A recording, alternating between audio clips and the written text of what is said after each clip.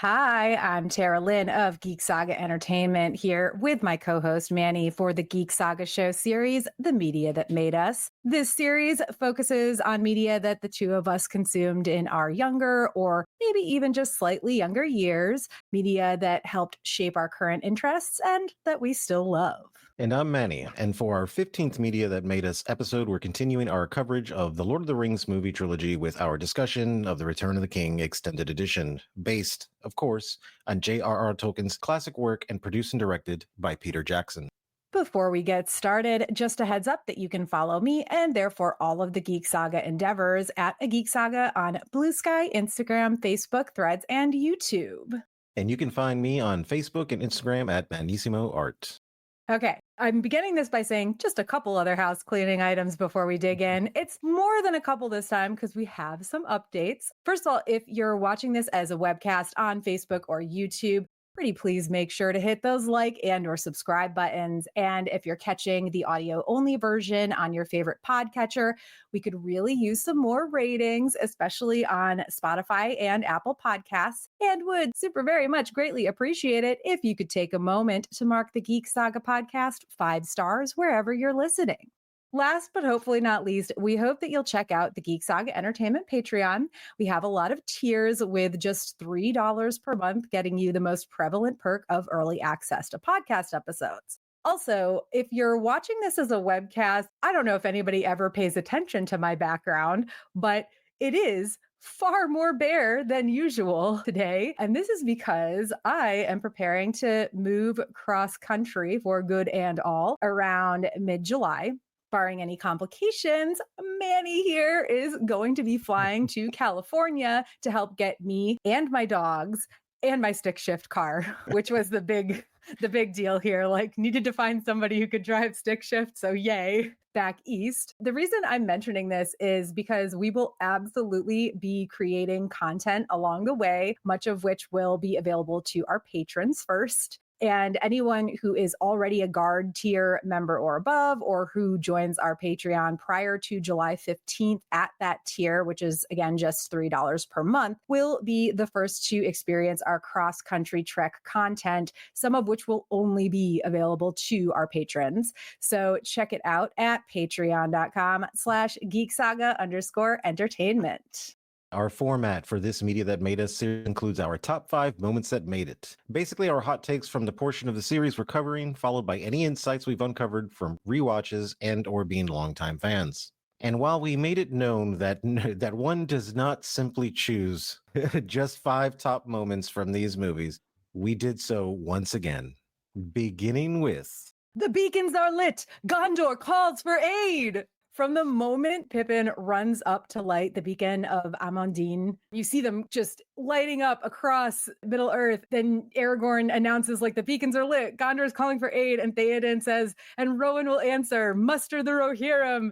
Gandalf is right. Hope is kindled. It was so good. What a great way to communicate that also when you're talking about such a huge span of land. How does one do that? When one's under attack, number one, you'd have to get a horse rider out from the army that's trying to invade and then try to contact somebody else like, hey, bro, we need help. But the way they did it with the fires and stuff, and it was so awesome. All the angles they used when you see the mountains and you see one light up and then way far in the distance, you'll see another one all of a sudden light up. It was powerful. And also just a lot of times when we talk about our top 5 moments, not just with these movies, but our previous episodes on Battlestar Galactica, a lot of them will kind of encompass a bunch of stuff. And we have a couple, I think, in this episode that also are going to encompass more than just one exact moment. Maybe all of them do in a way. But this is one where it's only this one scene, right? But it does literally make the whole rest of the story, first of all, because if Pippin hadn't lit that first beacon, where would they be now? Minions of Sauron or dead? And also the vistas. I mentioned that not so much in our Two Towers episode, but in our Fellowship episode, we talked about the vistas that you see. And this is another one where, because the camera is literally flying across the countryside and so beautiful.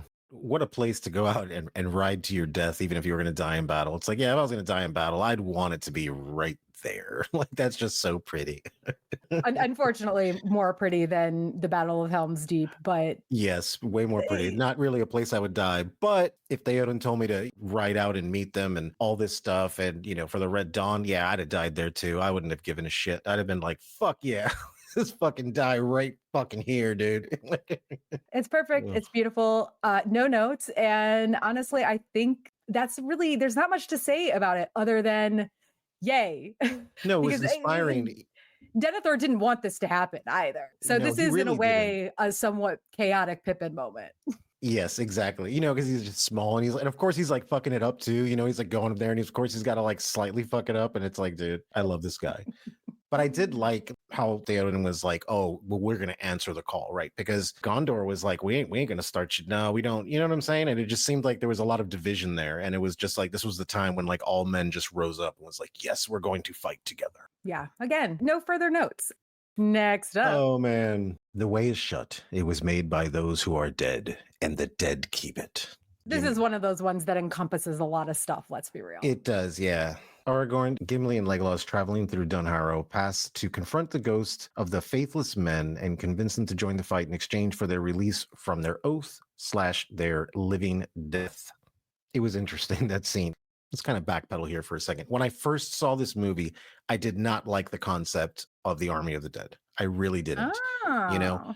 because I felt it was like that Deus Ex Machina kind of situation to where it's like, oh, this is the thing that's going to kind of just, this is going to be the easy win. And since they're not really vulnerable to anything, and there is that scene later where Gimli's like, well, yeah, don't release them from their oath. We can just use them to go in and keep fighting. And I was kind of with Gimli on that. I'm like, well, guys, I mean, we can lose a lot. I mean, I know that like Aragorn is like keeping his word and being like a true king, but the rest of us, hoodlums are like, well, hold on, man. We can do a little less work and a little less dying. These guys are already dead, right? They're already on the clock.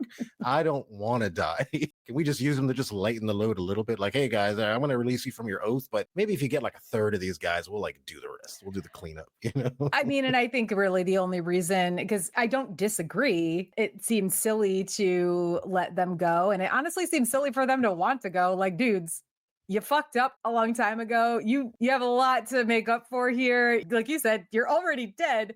But if they had kept on with them, it wouldn't have made for Yeah.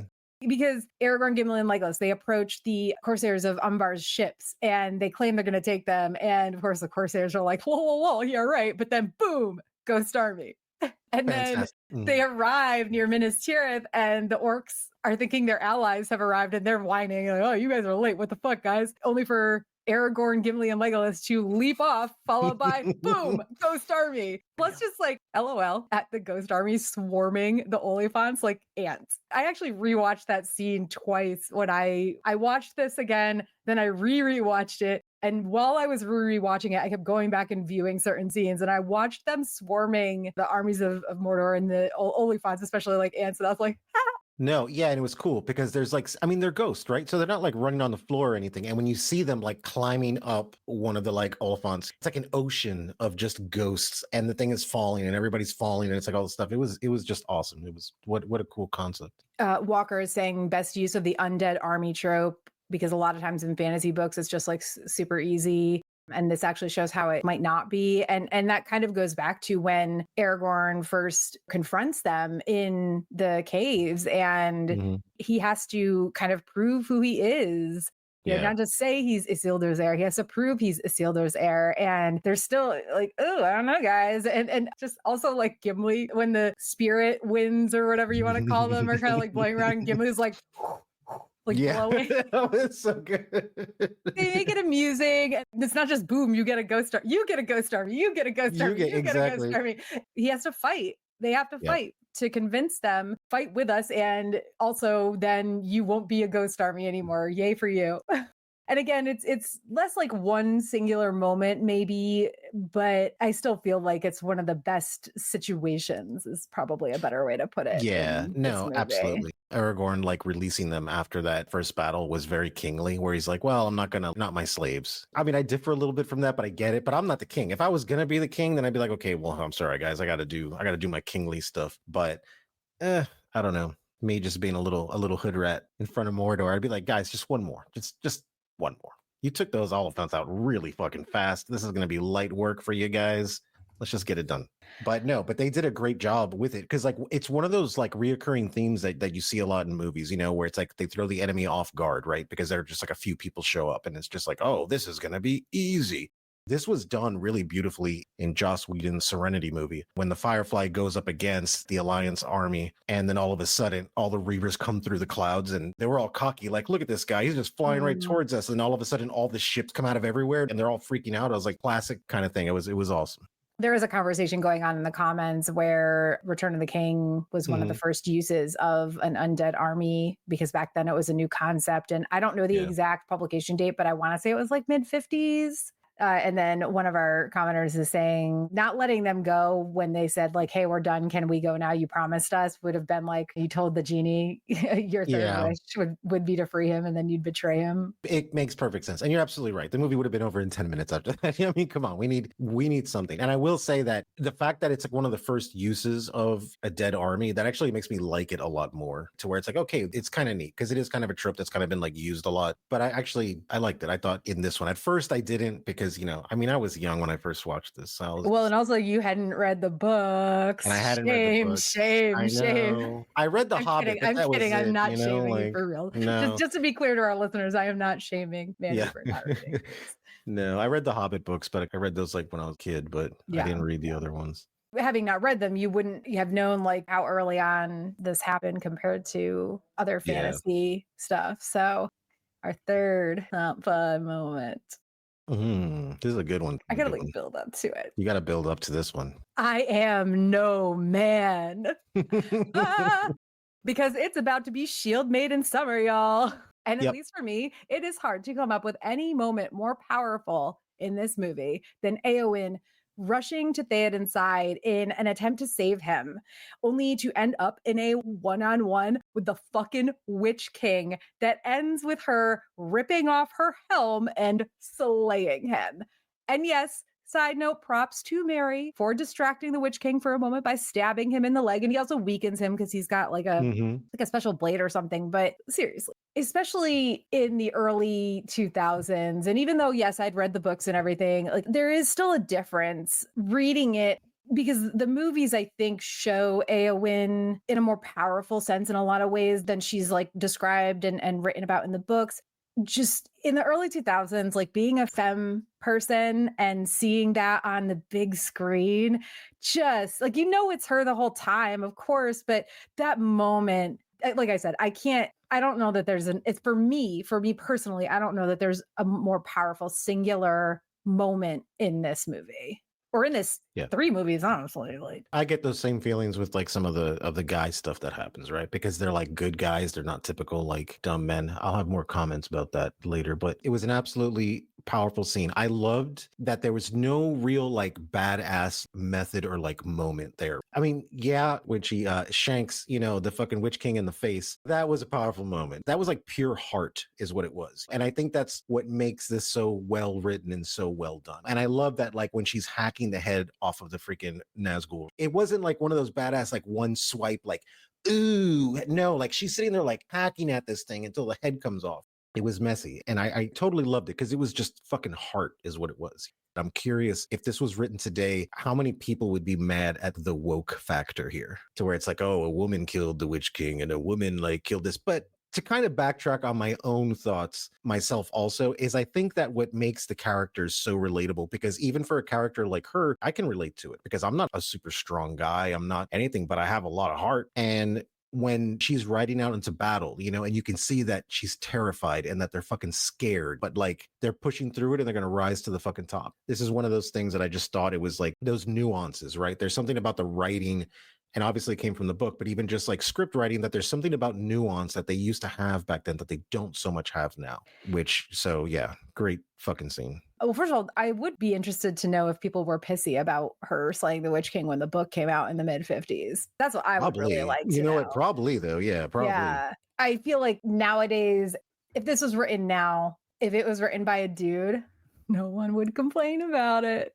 Or No. it is written by a dude, so no one would complain about it. But if it was written by I a just woman, feel then it would be woke. yeah, no, exactly. Look, it's just in the like nuance, what makes Eowyn so great is that she has these vulnerabilities and we all have vulnerabilities. So it makes the characters so much more relatable. So when she triumphs in the end, you're like, dude, that's me. Like, look at me. You know what I'm saying? Like, feel like if it was written now, it would be like, oh, how can you do that? And she would like turn to the camera and be like, because I'm a strong woman. If it was written today, I feel like that's how it would kind of like unfold. One thing I wanted to mention was, just because you mentioned her strength, this is the only place this would really come up, was when Mary is like, I want to fight, let me fight. And Theoden's like, we're riding for like 3 days. My men cannot carry this burden. Now, Yeah. Eowyn, being a much lighter person, can. And I understand, like, Eowyn is on a horse. She's got some momentum, whatever. But girl, she has got to have a strong grip and way more strength than you'd think. Like, listen, I know she was raised riding horses. I was too. So yes, there is like upper body strength that you have from that. That's more so than somebody who's never done it, or than, some just random young lady, whatever, who hasn't had that kind of exercise, particularly in their arms. But at the same time, when she just grabs the back of Mary's cloak / maybe his jerkin, like that's some grip. I would like to shake her hand. Yeah, yeah. And look, I've never ridden a horse, but I do know that you kind of have to use both hands. And she's holding Mary the whole time as they're riding. Clearly, she's got some strength there, For real. We're pushing a bit later, and not too much later in the film here. But what's our next top moment? For Frodo. That's right. It's time for the fall of Mordor, y'all. Let's be real. This is more of a Frodo by Frodo in a way, but we'll get to that. But seriously, though, thanks to the Mouth of Sauron, the remaining Fellowship members, GD Mouth of Sauron. Sorry. Thanks to the goddamn Mouth of Sauron, the remaining Fellowship members all believe Frodo is dead, and they're about to go to their deaths as well because the whole bunch more orcs and shit came marching through the Black Gate. And then Aragorn whispers for Frodo, and he raises that sword and charges, and Merry and Pippin basically immediately yell, yeah, and follow him. And then, of course, everyone else follows a beat later. Seriously. Just like, I fucking love hobbits. Heart. Aragorn, like you said, he just kind of whispers, and he's very quiet, for Frodo. Because at this point, they all think he's dead. And he raises his sword and he charges, and then Merry and Pippin, without missing a beat, and they run. And then, of course, everybody, like, again, there is a beat before everybody else picks it up. Then it's funny because they're so small, they're running, and you see them just get like enveloped.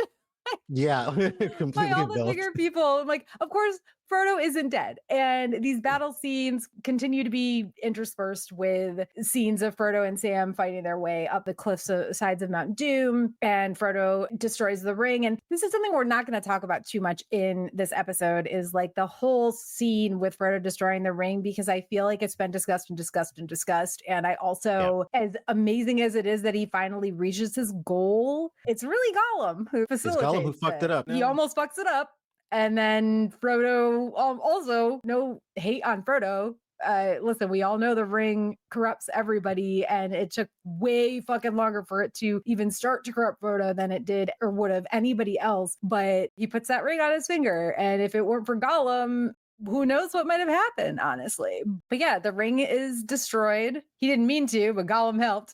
Mordor literally collapses. It literally collapses. And they're in the middle of the battle of the Black Gate. They're in front of the Black Gate. They're fighting this giant army. And I mean, they're going to lose, but then collapse. I think it's Pippin is like, Frodo, but then like they realize the whole thing is collapsing, and he's crying because it's like there's no way Frodo is gonna get out now, because they just toss that ring in like right now. There's no like exit strategy there. Like you said, this is more of a for Frodo by Frodo in a way. No, and I loved it when Aragorn, when the guy is like talking shit about how like, oh, Frodo died in pain and like all this fucking kind of shit. This is where me and Aragorn just really connect as people, because he was just like got tired of it, and then he just decapitated the guy. He was just like, oh, all right, guys, let's keep going. I was like, thank you. That's what I would have done. Yeah. The whole scene, because like they think he's dead, and they're fighting anyway valiantly against Mhm. this just gigantic army, and they know they're probably going to lose, but then it's like, oh shit, we aren't going to lose because everything is, I mean, the ground literally splits and swallows up the armies of Mordor. Like, I just, it's just so, it's so, in a way, I guess, like it could be considered another sort of like Deus Ex Machina Mhm. situation, but that was the point all along. Destroy the ring, save the cheerleader, save the world. Exactly. Exactly.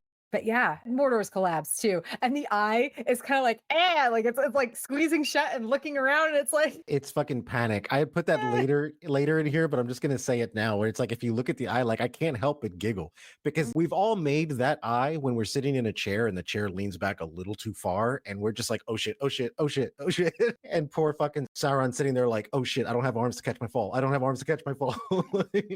Poor fucking Sauron. Yeah, You heard it here, folks. Manny is a Sauron dude. sympathizer. No, man, it's just because like you see your friend falling back in the chair and you're just like, do I help them or do I stay for the comedy? I think we're ready for our final top moment, our final top moment. And let me remind you that if you are watching us or listening to this as a podcast, we have a fuck ton more to talk about. So stick around. Hmm. These are just our personal favorite things. So, final on our top 5 moment list is my friends, you bow to no one. And everybody bows to the hobbits, and I cry. Gandalf places the crown on Aragorn's head. Then he has his reunion that he didn't think he would have with Arwen, which is sweet and everything. Their kisses. I actually Hmm. don't know if I have really ever thought about it or paid as much attention to it before, but their kisses, like, get that a PG-13 rating, you know? It was nice But then. yeah, and then he's like finally got Arwen on his arm, and they're walking, and the crowd is kind of parting, and they come upon the hobbits who are all four standing there in a line, and they kind of all awkwardly start bowing. And Aragorn, my friends, you bow to no one. And I just, come on. And then everybody bows. I know I've already said this, but listen, does anybody watch this and like not get choked up? Because No, it was great. I watched this movie. Essentially, I watched this scene probably 5 times over the past like week. There were other things I was thinking about, like Arwen and Aragorn's eyes are like the same color, and it's that like really pretty kind of sea green blue. And Oh are yeah. their kids all gonna have those eyes? And that's a total side note, but yeah, I was watching this scene a lot. And also the looks on all of the hobbits' faces when this happens. Frodo Hmm. looks supremely uncomfortable. I honestly don't know what's going on with Sam's expression. Like, he also looks uncomfortable, but he kind of looks like he has to take a shit. He's like, Um, yeah. we've been And eating lambus bread for months. You I'm know? stopped up. Exactly. And then Mary and Pippin Mm. just have these sort of like surprise little, like, it's all very cute. They have these sort of surprise little smiles, but yeah, Mhm. But it's so good. it's this is like really cool, right? Because it's like the smallest of people who are making the biggest of differences. Because the hobbits are so easy to be looked over. Like, oh, you're not going to ride with us. What is he going to do? What are those people going to do? Because they're small. But I mean, they were the ones who took the fucking ring to fucking Mordor and fucking threw it in. What did you guys fucking do? You guys clanked swords for a while. That's cool. You didn't fucking throw the ring in the volcano. I threw the ring. Anyone else throw the ring in the volcano? No, no. Was that just okay? Yeah, it was just me. That's right. I saved the day. I did. And it's very much on brand for Aragorn also, because he's such a humble fucking character that he would do something Yeah. like that. Well, I mean, not just that he's humble, but also, like you said, literally none of them would be here. And it's not just Frodo wouldn't have made it as far without Sam, as we talked about in the Yep. Two Towers episode. Frodo admits that himself, and we'll talk about that more in a bit. But also, Merry and Pippin both kicked a lot of ass They in, absolutely did. I mean, really in all these movies, but most especially in this one. This one, they shined. So, Yeah, yeah, they definitely yeah. shined in because they were funny. They were more like comic relief in the other ones. Hmm. And even though there was kind of some moments there, you kind of really got to see like their true character in this, and it was just fucking wonderful. Yeah, now we've got the top 5 moments out of the way. We have some very specific things to talk about.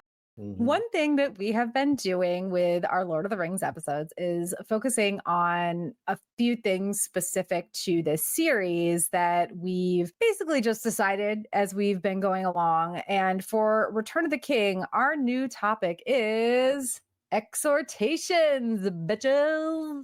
This is speeches is the light way to put it. And that's why I called it exhortations. One of them is maybe not Mhm. as rousing as the others, but I'm going to start with Theoden riling up the Rohirrim for the Battle of the Pelennor Fields. When Mhm. he says, "Arise, arise, riders of Theoden! Spears shall be shaken, shields shall be splintered.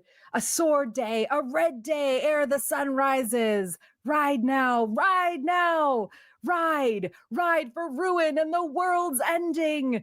And then there's just like, death, death, death. He's screaming it, they're screaming it back at him. And he says, "For Theringus." And Mhm. then there's the horns and the charge and the music. And I'm getting chills again, again, again, just thinking about it. And Eowyn and Mary, oh my God, just on their horse together and just the fuck.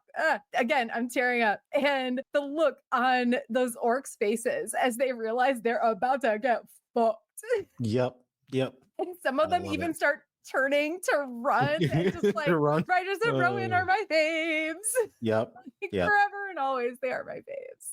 Honestly, though, there are two rousing speeches that we're going to talk about. We have a little quieter one that Manny's going to talk about in a second. But you mentioned actually this speech kind of briefly earlier, and we've gotten the speeches before, especially in Two Towers. There were some great ones, but in this movie, it's like every other fucking scene, there's just a great speech. It was actually hard to choose just three because this next one I hemmed and hawed about changing it out for one that happens later in the movie. But I think that the battle speeches had to be included no matter what. This speech, I feel, was more like it was comfort than anything else. The other one was a call to war, was a call to battle. This was something that was more comfort, which I think was really fantastic. And I really liked it because the way that Ian McKellen delivers it is just very peaceful. As much as I love battle speeches, if I was in like kind of a dire situation, like this is exactly what I would want to hear. You can probably call it a declamation or perhaps even a homily as he tries to make Pippin feel better about their possible, nay, likely impending death. Pippin says he didn't think it would end this way, and Gandalf replies, "End? No, the journey doesn't end here. Death is just another path, one that we all must take. The gray rain curtains of this world roll back, and all turns to silver glass. And then you see it, white shores and beyond, a far green country under a swift sunrise." And Pippin's just like, "Oh, that doesn't sound so bad."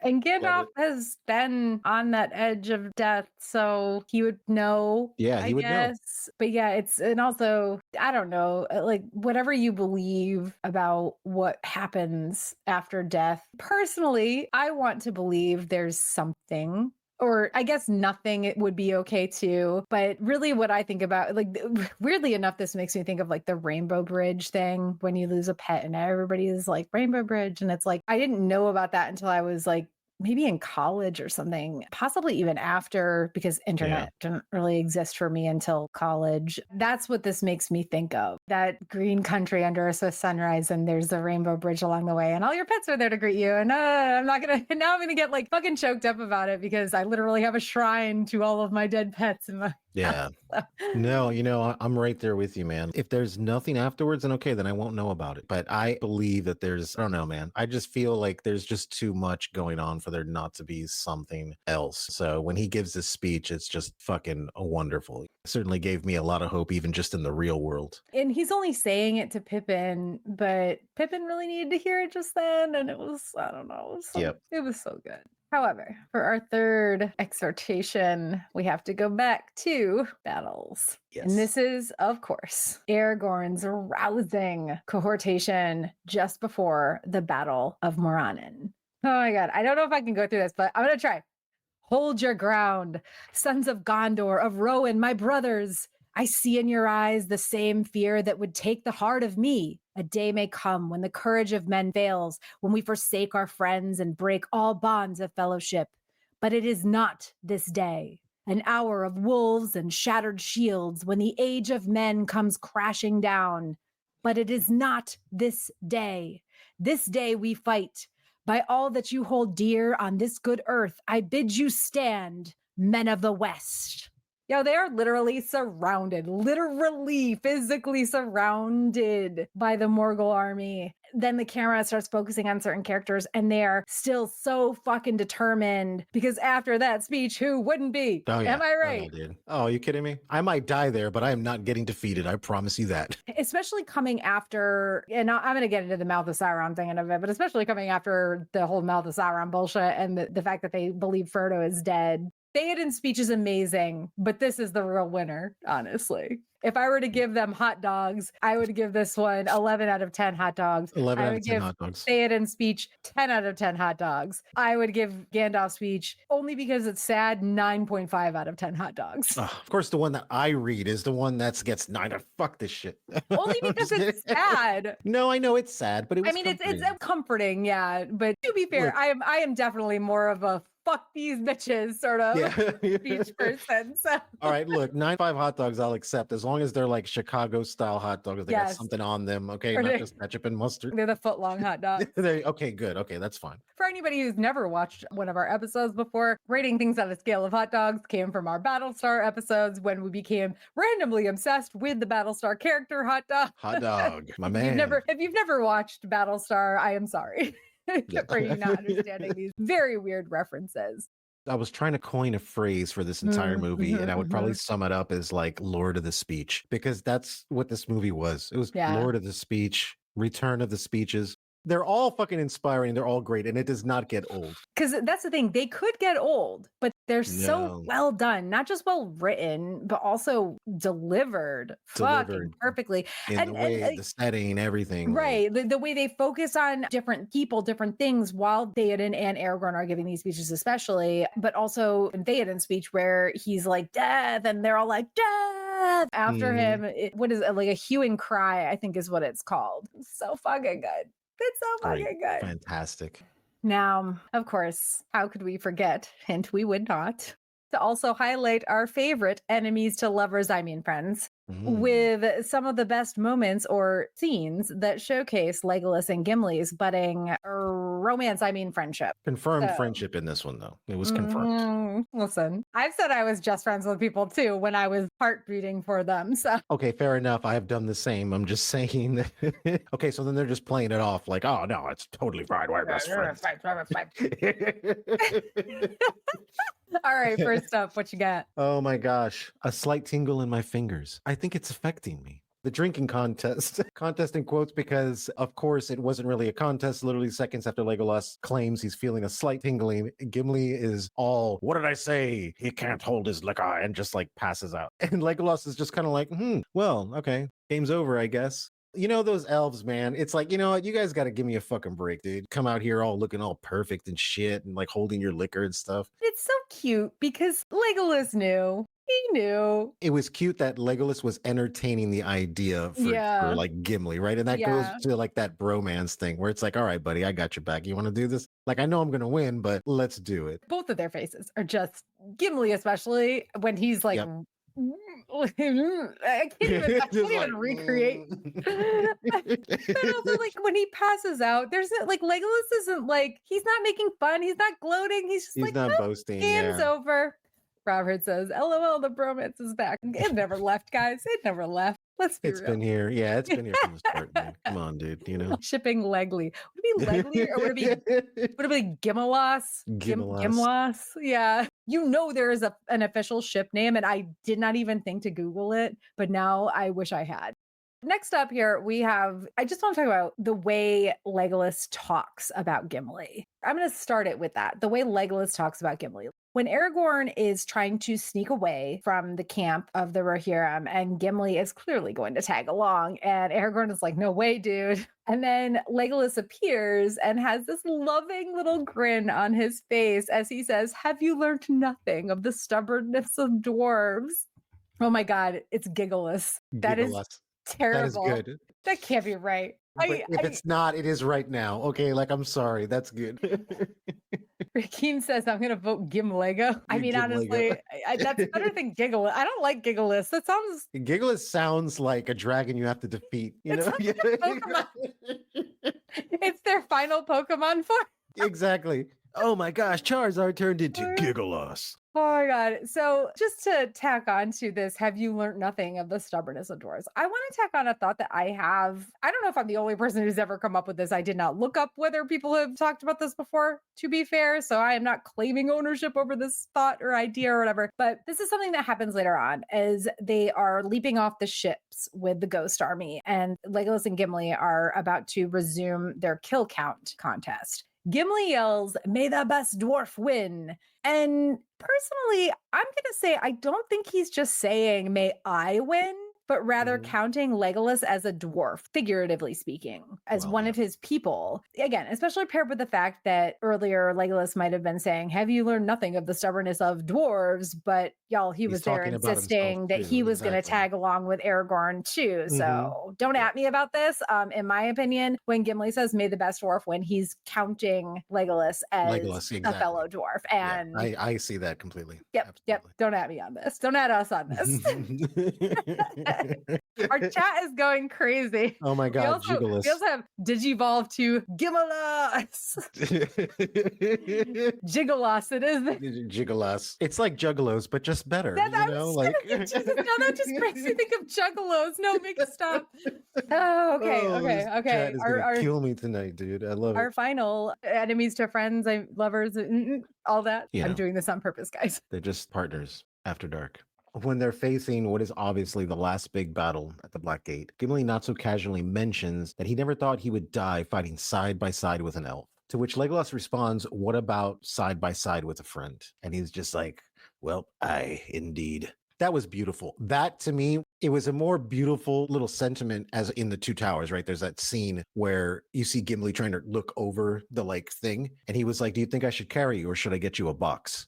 And he just looks at him and like laughs. That's cute, dude. Or he's like, "Should I explain to you what it looks like or should I get you a box?" The way they're looking at each other in this scene too is It's like, beautiful. and you guys, I am joking. While I have absolutely zero problem with people shipping these two, I do believe this is a very beautiful broship. Okay, this is a It's very beautiful. beautiful friendship between two men, and I am always here for a beautiful, emotional, lovely friendship between two men. That, and in this case, also includes like competition and fun. Mhm. But also, we did this in our Two Towers episodes, only with these because this is very specific. How many heart eyes motherfuckers? Oh, I yeah. say that out of the ones we have just discussed, this one, I never thought I'd die fighting side by side with an elf. What about side by side with friend? This is 3 out of 3 heart eyes motherfuckers. Oh, yeah. The stubbornness of dwarves / may the best dwarf win is 2 out of 3 hard eyes motherfuckers, Mhm. and the Yeah. drinking contest is 1 out of 3. But again, just a reminder that we are only ranking these against each other, and no matter what, they're all dwarves, right? Yeah. Totally adorable, regardless. We love them. Regardless. Okay, next up. In our fellowship episode, this is the first time we introduced the singular topic, and Mhm. that one was Merry and Pippin, pure chaos, goblins, I mean hobbits. We brought it up again for Two Towers, so we had to obviously bring it back again for Return of the King. This one was a little tough, okay? Yeah. Just got to be honest. Like, we couldn't just dump it off on the side because they do still have some chaos moments, but coming up with top 3 was a little tough because Merry and Pippin aren't together. Yeah. And Pippin is, let's be real, more chaotic than Merry. 2 of these 3 are Pippin moments, but the first Merry / Pippin chaos moment for Return of the King, Manny? I just want to look at it just one more time. Pippin and the Palantir. And Merry the whole time is like, Pippin, no, Pippin, stop, Pippin, don't. Yep. And man. it's adorable and perfect, and I love them. Like, well, maybe not in this moment. It is a little bit maddening that Pippin's like, yeah, I got it, guys, I got it. And then he ruins Yep. everything because this is how they get separated. Chaos Yep. to the extreme, because you should never separate Merry and Pippin. No. It's Never. lucky they lived without each other. Exactly. For so many reasons. But also, man, ew, Pippin. I get he didn't really know what he was doing, but also, my dude. Yeah. Next up, Gandalf to Pippin. Don't tell Denethor about Boromir. Don't mention Frodo or the ring. Oh, or Aragorn. Actually, don't speak at all. Pippin immediately offers service to Denethor in exchange for Boromir saving him. Exactly. It's like, dude, no. I wanted the other one. I didn't want to go in that direction. We'll get into more of the Pippin and Denethor stuff later, but also It's so fucking hilarious that Gandalf gives him all of this advice. Don't do this, don't do that, don't do this, don't do that. They walk in. Denethor is like, explain this. And he's got the horn, and it's cleaved in two. And Pippin's like, I was with Boromir. He died saving me. And also I offer my service to you, good steward, sir. Yep. It's just so Pippin. And Gandalf is like, shut up, stand up. What are you doing, you little ass? Yep. But also, if Pippin hadn't done that, then so many other things wouldn't have happened. Let's be real. So this is a true chaotic good. Yes. On Pippin's chaotic part good. that led to so much. Oh yeah. All right, Manny. What's our last? All right. What's our last Manny and Merry and Pippin moment? Manny and Pippin moment. Yeah. No, we would just be drinking on the ale and smoking the pipe weed. I think. Yep. I think that's what we'd be doing. So, Merry is buried under dead enemies, tucked near the belly of the beast on the battlefield, among who knows how many dead. Pippin somehow sees a hobbit's foot and runs to uncover his best bud. And Merry's like, I knew you would find me. Look, this was probably more sweet than chaotic, but like, whatever. That was really fucking cool, man. Yeah. I mean, we loved it. I believed Merry in that moment where he's like, I knew you would find me. And it's like, how though? How? Yeah, how? You're small and you're buried under orcs. There's also a Merry and Pippin ship name that I've never actually looked up. Nippin. No, that's terrible. It would have to be like, actually, I don't know if I want to know, because their two names together can be like combined in so many different ways, and none of them really sound good to me. Like Mippin, Pipri, Merpin. I don't know. I don't love any of these. So somebody says Perry. That just sounds like a name though. Like that's it's just a normal name. Like just, oh yeah, I would ship them together. I'd call them Mark. You know? Like... Yeah, but you're right. Like, it is more of like a sweet moment than chaotic, but also at the same time, Mary, how did you know? How did you even know Pippin was alive? He didn't. Just saying. No, he didn't. He didn't give up hope, man. He just kept looking. Their ship name is now Mark. It's now Mark. What's up, Mark? I think it also has to be Mark with a C just to make it more ridiculous. Oh yeah, exactly. We don't have any Marks with a C in chat, right? Like, let's not kill the fan base here, you know. Oh god, it's like the debate between Steven with a V or a PH. PH. If it's with a PH, if somebody's spelling it deliberately with a PH, that has to be the right spelling, right? Whatever. Let's not get off track, because we still have to talk about a bunch more shit, including the broship to end all broships. Sam and Frodo. I will never not tear up when Sam thinks Frodo is dead and is crying, like after he's been attacked by oh my god, the spider. I'm blanking on her name right now, but Sam is crying and saying like, don't leave me here alone, don't go where I can't follow. Even right now, I don't know if you can hear it, but having some trouble here. Insert a million sobbing emojis. And then poor Sam is so mad at himself when he overhears the orcs. He takes the ring because he's like, I got to do the job, right? Because he's Sam. Sam takes the ring, leaves Frodo behind, thinking he's dead, like for good fucking reason, because he literally looks and isn't breathing and whatever. He's dead, essentially. And then Sam hears the orcs and he realizes Frodo is still alive. And of course, he saves Frodo. And by the way, he truly kicks ass while doing so. I absolutely love him as he shanks. He's not really shanking, but he shanks each one. I love him yelling, "That's for Frodo! That's for the Shire! And that's for my old gaffer!" Why is why?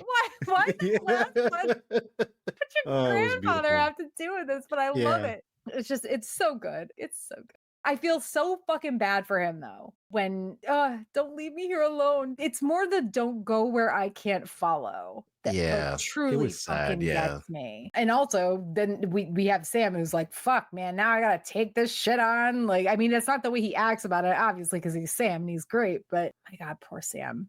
Anyway, next up. So let's be real. It was nearly impossible to not include this in our top moments. But also it fits all too well here for the most obvious reasons. I can't carry the ring, but I can carry you, Mr. Frodo. Also, like watching this again, when Sam hefts Frodo on his back, they never show it in a way that makes it clear that it's actually one actor carrying the other. I'm not talking shit, but I noticed that it doesn't matter one way or another, obviously. Like that's what stunt people are for. But yeah, I can't carry it for you, but I can carry you. And Beautiful. How many people would actually do this? Do anything even remotely like this? And I'm not even talking about it in real life. I'm talking about it in like literature too. Like Yeah, exactly.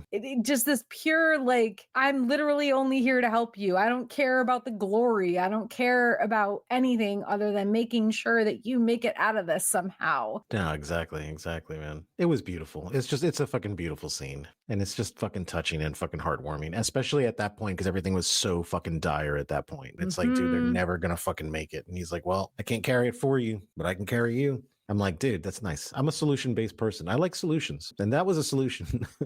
Well, and I also think too, like in real life, if it's a figurative thing, I don't know, like I can't carry your weight, but I can help you. I can't pay all of your bills, but I can, I don't know, send you a DoorDash meal when you really need it. I can't be there in person when you lose your pet or your, family member or whatever, but I can send you a meal to make you feel better. I can come to your house and, drink a bottle of wine with you and reminisce. Like there's a lot of different ways to do it. This is the absolute literal example of those ways. And like Jen says, like it's a shining example of a true loving Yep. friendship. And to do something like that, it's fucking fantastic. Look, I've been to funerals with people that I had zero idea who they were. No idea. But a friend of mine was going and he needed someone with him. And I'm like, then I'm going to stand next to you the entire time. I'm going to be there by your side. One of our commenters, Walker, is saying Sam carrying the world on his back. And that's literally what it is, actually. That's Because, like, literally what it is. Yeah.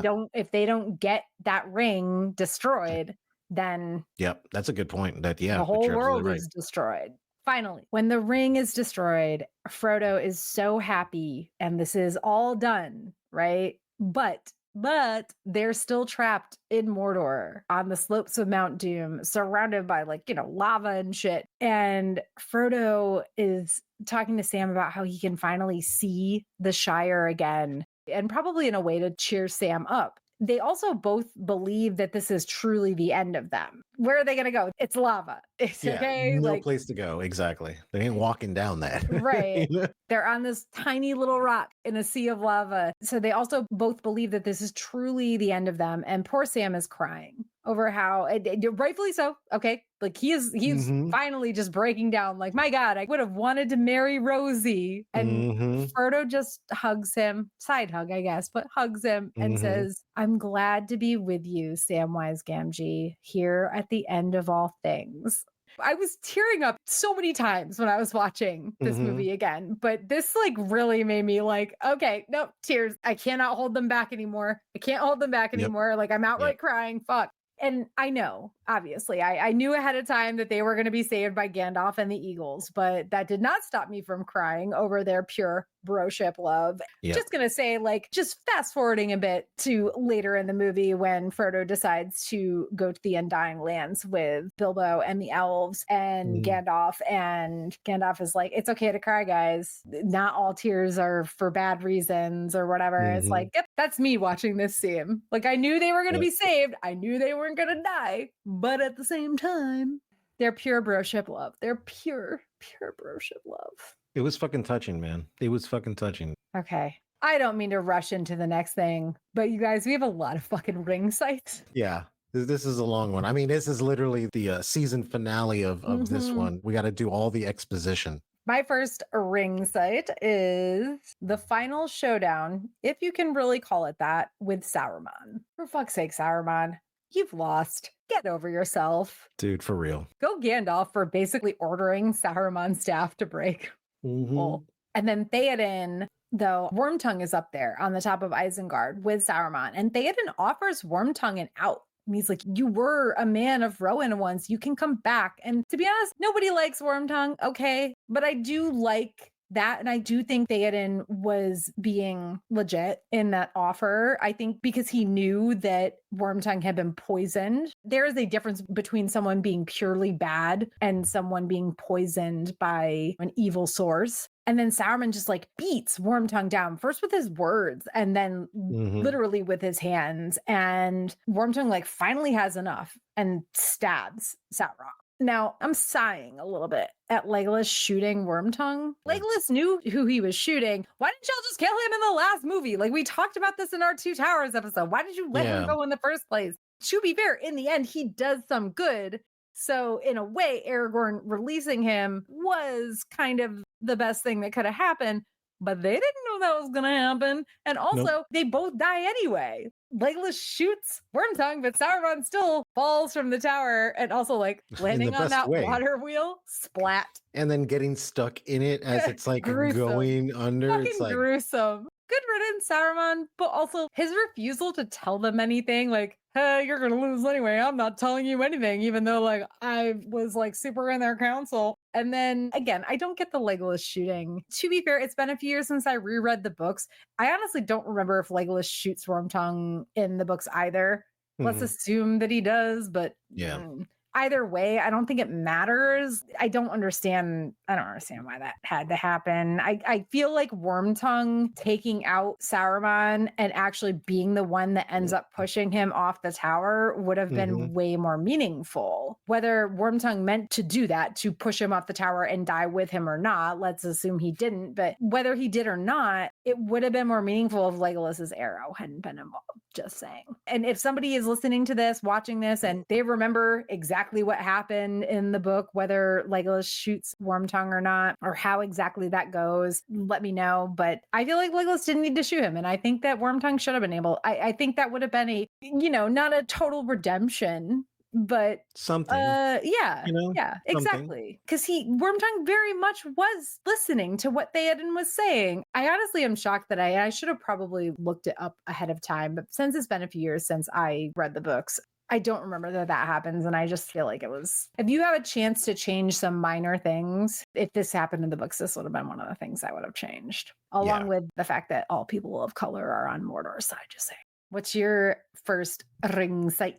Okay, so mine is the army with the Oliphants. Let me just invite everyone to this week's episode of Things That Piss Manny Off. Things that piss me off is that concept of like the external intimidation. We see it in everyday life. We see people that are like, like walking around like, look at me, or they got shit to just make them look fucking intimidating. And those things always pissed me off. But you get to see how actually weak people who are like that are, or how easily dispatchable they are in concept. So I loved it when you have that chieftain guy who's riding on the elephant, right? He's like clearly like the head guy or whatever. And Eomer just grabs a spear as it's marching forward, and just like nothing, he's just like, boom, and just fucking guts the guy, just, and it's like, yeah, see, you weren't shit. And this is something that you kind of see throughout this entire series. Because when Aragorn is fighting that Uruk-hai and he stabs him, and the Uruk-hai is like pulling the blade in, like yelling at him, like, oh, look at how tough I am. And he just kicks him off and just takes his head right off. He's like, there you go. Shut up, motherfucker.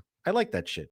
Eowyn killing the fucking Witch King, right? Oh, no man can destroy me. Look at how tough I am with my fucking lunchbox fucking helmet. And she's just like, okay, whatever. Boom, knife to the face. Fucking done, right? Or that other guy who looked like, I can't remember what his name was, but he looked like the Toxic Avenger. That one orc who looked fucking weird. And he got dispatched really fucking easily also. And like watching all of this, it reminds me of being younger in the 90s. In Miami, we used to go to bars and clubs that were just kind of, let's just say, in questionable areas and questionable things going on. And there was always that guy who is like the super tough looking guy. Look at how tough I am. And those guys always dropped the fastest and the hardest in every bar fight I've ever seen in my life or have been involved in. I'm like, that guy went down first. I was like, what are you talking about? Look at his muscles, though. Look at his muscles. But I love that they like did this throughout this entire series, was that they made these characters that were intimidating. And obviously they were played wonderfully. They looked fantastic. They did have that external intimidation, which is fantastic. But the way that they get dispatched so easily is comical almost, because it's like this big buildup. And then all of a sudden it's like, oh, well, that was a lot easier than I thought it would be. Cool. I didn't expect the chieftain who looked all intimidating to just take a spear to the heart. And yeah, that was it. Come on, dude. Eomer's like, yeah, here, guys, give me that spear real quick. Just give it right here. All right. Don't worry, guys. Just hang back. Boom. All right. Next. I meant to say this earlier when we were talking about I Am No Man, but when Eomer sees that Theoden is actually dead, and he, like Carl Urban, I'm sorry, I gotta go by the action name. Carl Urban like runs from him. He's like, no. Yeah. It's like the dumbest. Like the yell is weird. Fine, whatever, I guess, but the run is like. Dude, you've been riding on that horse too long, man. Dude, what are you doing? Yeah, dude, learn how to run. Okay. Oh my No, that God. was good. That was good. I saw that in the notes earlier, and I was wondering if you were going to bring that up. Yeah, very Zoidberg. Okay. I did mention this earlier, but Theoden turning down Mary, who wants to ride and fight with them because none of its Mhm. riders can bear the extra weight, all the way to Minas Tirith. And then Eowyn scoops him up by the back of his cloak or jerkin and says, ride with me. And like, for real, how did she lift him up on the go like that? I know the horse's momentum helped, and she's probably pretty strong considering she's handled horses Mhm. all her life, but still, come on now. That's not whatever. I fucking loved it. But I just love when she does this and sets him in front of her and says, like, ride with me. And this, like, the gleeful little excited look on his face when he says, my lady. Oh, Yes, yes. it's not a, romance thing. It's just the cutest, like, respect. And oh, I love it. Exactly. I love it. Exactly. I rushed through that one a little bit because I had already talked about it earlier, but you also had some Mary thoughts, right? Yeah, Mary in this entire movie. There was just so much heart Yeah. there. Like what they did with those characters, Mary and Pippin in this one was amazing, right? Because they built them up as to be like this just kind of comedy duo. But you really get to see them in the real here. I really loved it. And when Eowyn takes him on the horse, the one thing that was just beautiful is that she's just like, just stay close to me. No matter what Mhm. happens, stay close to me and I'll protect. It was fucking beautiful. And the fact that when they're riding into battle and you can see the fear on their faces and he's like holding on to her arm as they're riding in. I don't know. There was nothing like that was badass about that, but there was everything that was about vulnerability and like sticking together and we're gonna fucking make it through this. I mean, I feel like feeling fear, especially in a situation like that, is still badass in a way. Like, you'd kind of be an idiot if you weren't fucking No, scared. no, I mean, So, no, because I guess when I say that there was no badass moment, is that what it's showing? It's like the real, right? mhm. If any of us went into battle, I'm sure that we would push through it, but we would all be scared and we would probably show our fear, right? As opposed to being typical chieftain guy who's like, look at how tough I am. I can do anything. And then fucking gets killed while the rest of us who were vulnerable didn't get killed. Another thing is when Pippin sings that song to Denethor, right? When he's Mhm. like, "Oh, do you know how to sing?" And he's singing that fucking song, dude. And there's with the back shots of the war going on. That was such a beautifully done little montage. That was fucking absolutely wonderful. So you can eat that shit, Gata, right? Because they tried to do that shit on fucking Yeah, but with Battlestar. Gatus, it was just depressing as fuck It was because he had lost his depressing, leg. But in this one, well, in this one, it is still depressing, and the song is sad. Home is behind, the world ahead. It was All just beautiful. shall fade, Yeah, all shall fade. And then people are literally dying the whole time. It's so fucking sad. It's good. It's dude, perfect. It's it's beautiful. perfect. No, But but how gross was it watching this guy eat? oh, ugh. Oh, I didn't want to eat anymore after that. I was like, oh God, that's fucking It's just shit. tomatoes too. It would have been worse if it was like bloody meat or something. But Ugh. that said, have you heard the theory about Denethor and his dining ware? No. Basically, this is, I don't know how long this theory has been like posited, but basically, because Denethor is seen eating from pewter plates and drinking from pewter cups, and especially because he's seen eating tomatoes from a pewter plate, and tomatoes have a very high acidity. Acidic, yeah. People have posited that lead poisoning contributed to his madness, which Hmm. I don't think they ever specify in the book that he's like eating or drinking tomatoes specifically from specifically pewter dining Yeah. ware. And beyond that, he is basically in straight view of Mordor his entire life. And he's power hungry Yeah. over not wanting to lose the stewardship of Gondor if an actual heir shows up. But still, I love when fandom comes up with things like this because it's also, Mhm. it's not like it isn't legit at all. I think some people say like Peter Jackson showed this specifically in the film to like make a point about this is part of why he might have like gone mad. I don't Mhm. know how I feel about that, but it is a very interesting theory. Listen, I think him eating tomatoes, I think it was just supposed to be like, look at this fucking dude, just like fucking and his Yeah. tomatoes with like just gross. And I agree. Like, I love a tomato. I love a slice of tomato by itself with a little bit of salt, but he makes it gross. He makes it gross. Makes it gross. I am very much a clean eater when I eat. I do Yeah. not like Yeah, to same. be gross. And I will purposely not go to the stupid, trendy fucking burger joint because their burgers are this fucking big and I know half of it's going to wind up in my face. And I'm like, no, dude, I'm sorry. I have dignity. If I'm Like, doing I that, like I'm doing food, it but at I'm not home where doing that. nobody can see me. Exactly, exactly. It's 2 a.m. I'm drunk as fuck, and I'm like, you know what? I'm gonna have a big fucking messy burger. Jen, a plot by Big Tomato. It went the other way though, she says. But also, Denethor's end, as Mhm. mad and Yeah. maddening as he Mhm. is like big for fuck's sake, man. Trying to burn your own son alive because you are too far gone to notice he is alive somehow. Yeah. And Gandalf riding Denethor down and Pippin saving Faramir from the pyre. And then Denethor attacks Pippin like, you can't take my son from me. And Gandalf has to ride him down again.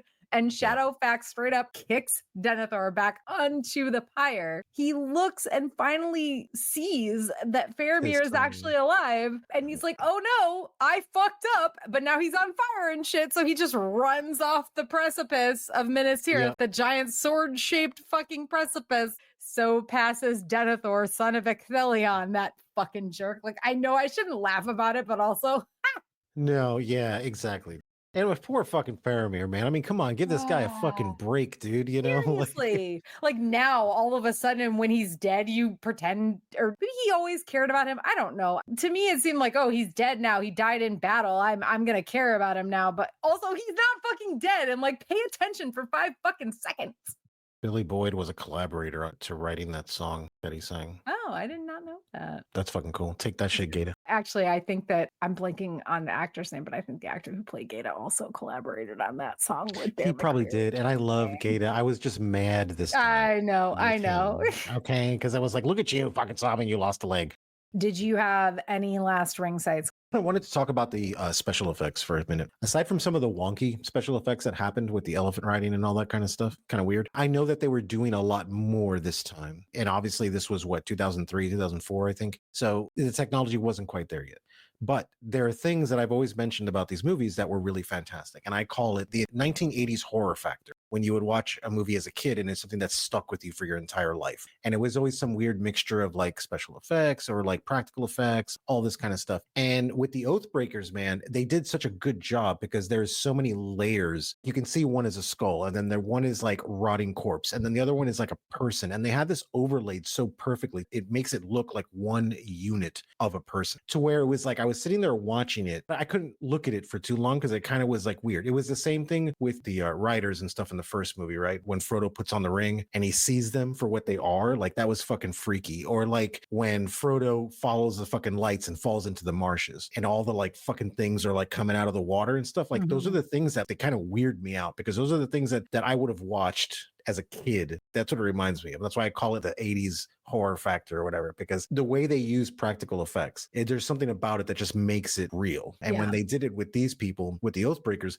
it was just so perfectly done, man. And it was freaky to look at, because every movie has this like fear factor that they put into it. We absolutely could not go an episode without you mentioning the like horror aspects. And I agree. Aspect. I didn't watch anything horror when I was younger. It just wasn't my thing. That's something I've gotten into really enough actually within the last like maybe 5 or 6 years. My last ring sight does delve into a little bit of horror stuff in a way, because I doubt that I am supposed to be as amused by the mouth of Sauron as I am. Like, yes, his mouth is gross, his teeth are nasty, but the weird, like, I don't really know how to smile grin he gives constantly, but most specifically after bidding them welcome and then Aragorn's little like lip curl, I die.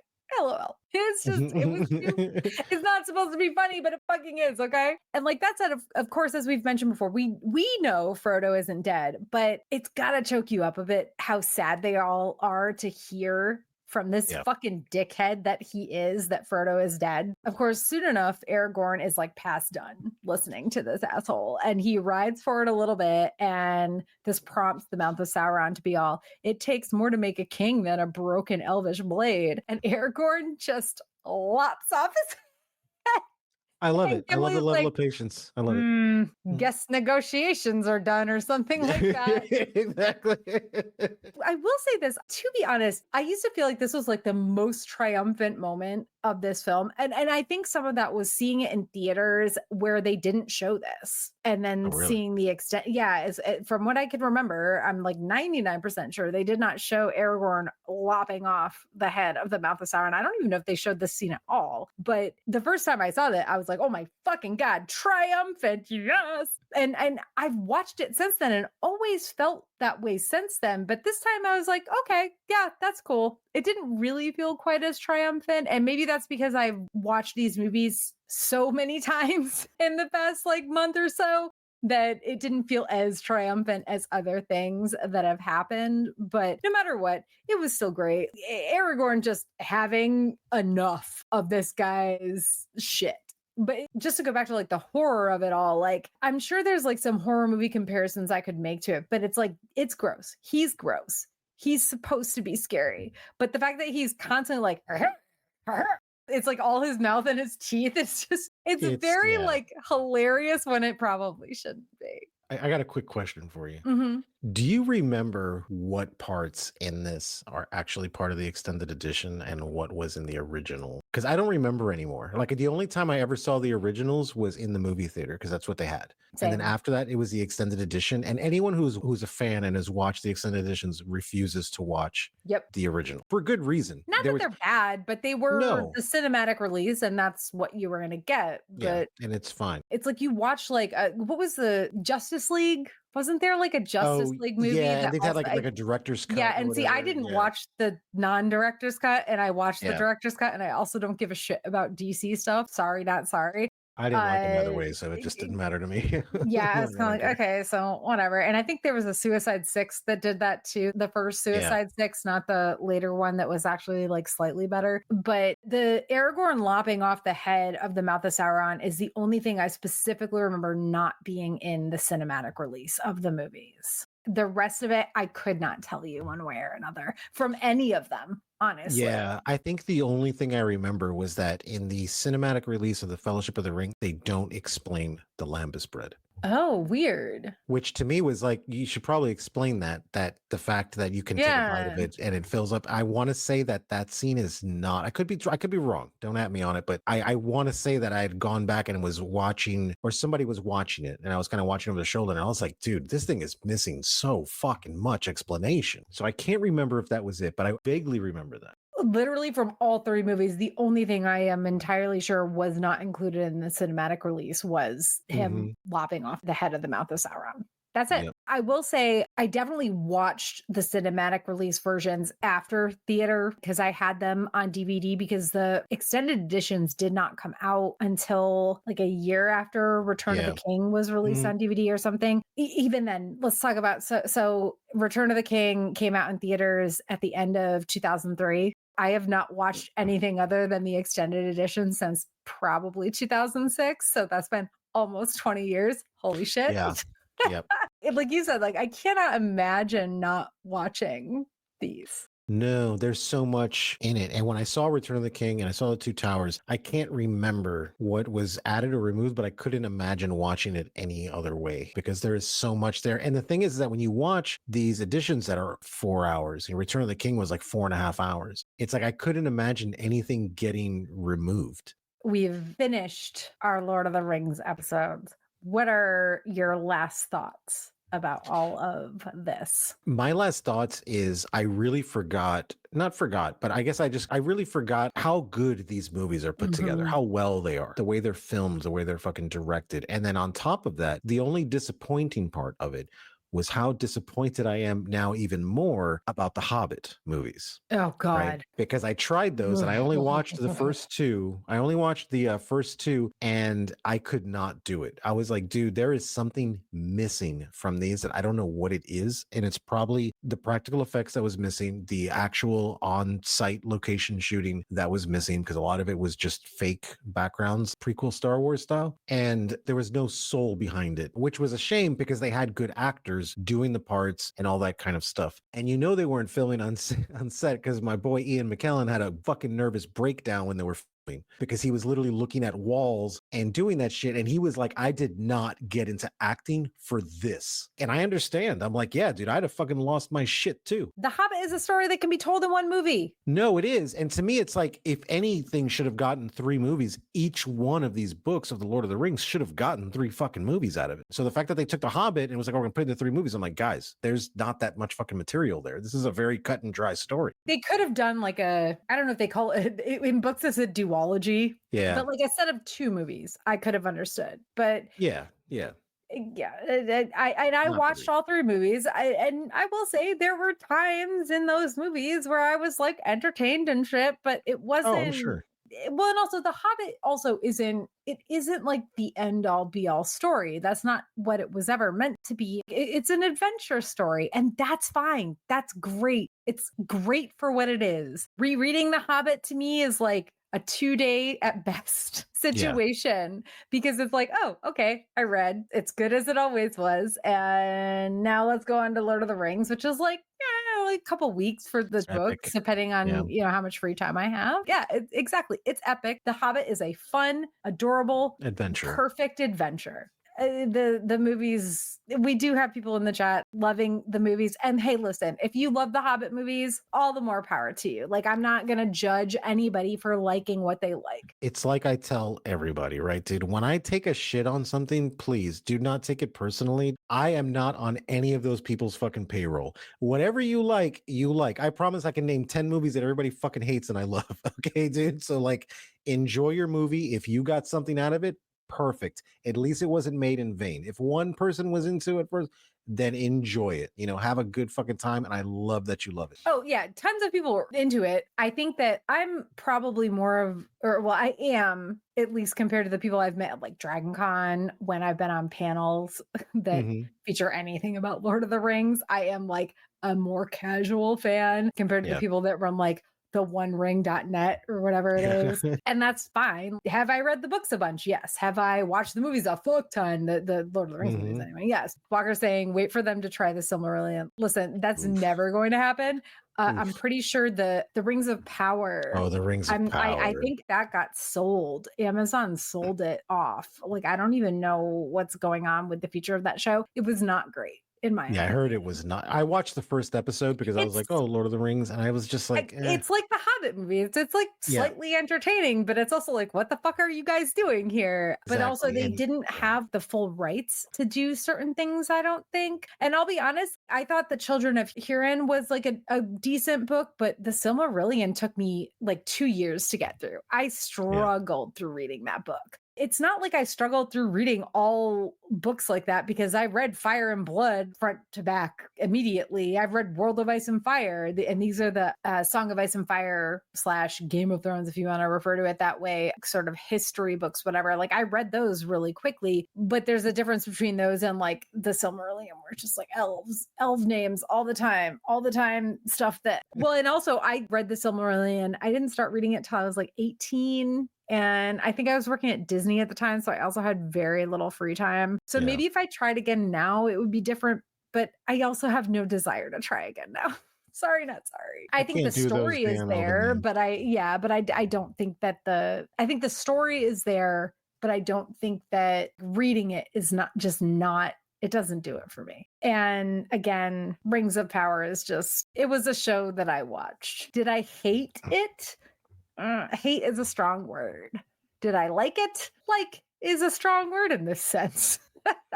I just feel like there's some stories that don't really need to be told, and you kind of waste time doing it. And that's how I felt about the Star Wars prequels, because it was like, is this a story that actually needs to be told? Should you guys be telling a much different story than this one? How this kid became Darth Vader is not as important as much as his redemption arc in the end. So like, why are you wasting your time with this? And just like with the Rings of Power, is it really important to see how Sauron got to power, or is it really important to see how the people defeated him in the end together? Like, what's more important here? So I don't know. Well, and also the Rings of Power, the story that they're making, as far as I have heard, it's not based on canon anyway. It's just because they couldn't get the rights for it. So and that's something that you would want canon for, right? Yeah. Like, you would really want canon behind that.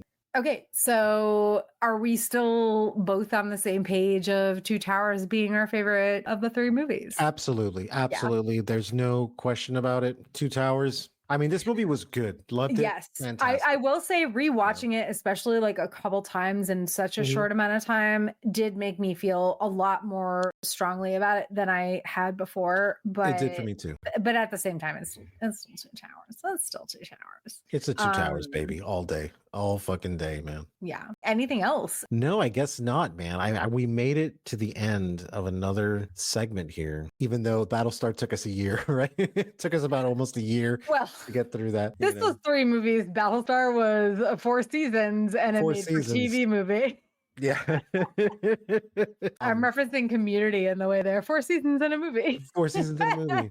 Exactly. No, but it was really cool watching this, back to forth and just being able to kind of like tear it apart a little more than when I normally watch it, right? Because we do the podcast and we're trying to like find things and all this kind of stuff. And what it did for me was it really just made the whole experience even better because now I'm noticing these like little fine details and all this stuff that they're doing that was just like it was fantastic. And again, it was just a great adventure movie from start to fucking finish. I loved it. I feel like I never had any complaints about these movies, but I do agree that it's hard to cover a whole series of a TV show and not like Hmm. come up with things that are like, ugh, not terrible, but like, we wish Yeah. they'd done this differently and stuff. I literally no complaints. Two Towers, still my favorite. Although I will say, I used to be like Two Towers is like way up here, and Return of the King is like here, and now it's way closer. It's like right under. It's right under. Look, I'm gonna keep my same thing, right? Fellowship of the Ring, I would say a solid 8 out of 10 trains. It was just really good. Yeah, so I would say 20 out of 10 trains for the Two Towers. Return of the King, I would give it, I'll give it 11. Okay, we'll say 11. The only thing that brought it, it probably would have been a 15 if it wasn't for the 10 endings of that movie that it has. There is a long span of times when I was expecting the closing credits to happen, and it was literally like 10 times where I'm like, okay, guys, you guys are fading to white a little too much here. Like, but I did like it. I will say that I did like it better than I did the first time I saw it. The first time I saw it, it was my least favorite of all the movies. Return of the King was? It was. It was my least favorite of all the Wow. movies. Yeah. It's Okay. not that I didn't like it. It's not that I didn't No, like it. I yeah, liked of it. course not, of course not. But like comparing them like all together, I was like the Two Towers, Fellowship of the Ring, and then fucking Return of the King. Now it's a little different for me now, where I'm like, you know what, dude? No, I do kind of like it. Fellowship of the Ring is my least favorite, but not because it's bad in any way Yeah, no, whatsoever. I saying least favorite makes it sound bad, but like, Makes it no, sound bad. absolutely, we don't mean it's No. bad. Two Towers for me, I would give Two Towers 11 out of 10 trains or hot dogs. I would give Return of the King 9.5 out of 10 trains or hot dogs, and I would give Fellowship 8 out of 10 trains or hot dogs. Okay, so we're almost there. We're almost at the same spot there. Yeah. I agree. Okay. Well, oh yeah, I forgot about wriggling fish. Wriggling fish. No, that's right. It's calling us out on our shit. Gollum had no wriggling fish in this movie. So Yeah, no wriggling fish. 0 out of 10. No wriggling fish. This is the worst wriggling fish movie. yes, but we give Return of the King 0 out of 10 wriggling fish. We're having no wriggling fish. No wriggling fish. Two Towers, 10 out of 10 though. There was a lot of wriggling fish. Lots Great. of them. Lots You of know? them. Oh my God. As we close out the episode, we just want to thank you for joining us for our 15th Media That Made Us episode on The Lord of the Rings, The Return of the King. While we will continue recording and releasing episodes throughout the next couple of months due to my aforementioned move, we are going to take a break from our live streams for the foreseeable future. To keep up to date with our upcoming podcast episodes, make sure to follow us at Geek Saga on Blue Sky, Facebook, and or Instagram, or for early access as well as fun updates from our cross-country trek, back our Patreon at patreon.com/geeksaga_entertainment. Again, at the $3 and up level will include all of our cross-country updates. In the meantime, please do not forget to like, subscribe, or rate us 5 stars wherever you're watching or listening. Thank you, everybody who has joined us in the live chat. This was so much fun tonight, you guys. I cannot wait until I am able to figure out a proper setup in my house on the East Coast. that somehow allows me to do live streams, because that is going to be a situation that I have to deal with. But we'll get back to it as soon as we can. I will be honest, I think the next live stream I'm going to be doing is probably our pre-Dragon Con live stream on Saturday, August 16th. I don't think I'm going to be able to do anything before that. And then Dragon Con is going to happen. So it'll be a little bit after that before we get back into our next show and or movie series. And we'll let you know as soon as we know what that next show and or movie series will be.